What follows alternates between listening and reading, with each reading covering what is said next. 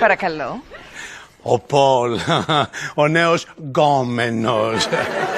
Άλλο φρούτο κι αυτό. Κατάλαβες, κύριε? Δεν επιτρέπεται ούτε το τηλέφωνό μου να σηκώνω. Πάω να απαντήσω στο τηλέφωνο και τρώω τάκλιν.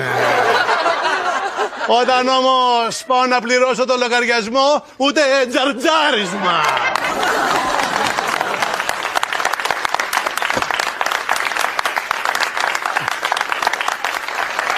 Ο Πολ πρέπει να είναι πολύ άσχημος.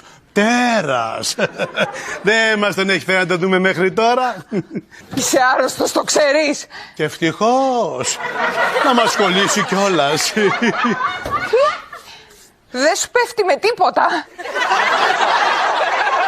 Έχει και πυρετό.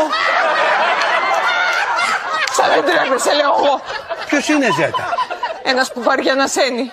Το κλείνω. Περίμενε. Μπορεί να είναι ο θείος σου ο Στέλιος. Το άσθμα του έχει χειροτερέψει. Σοβαρά?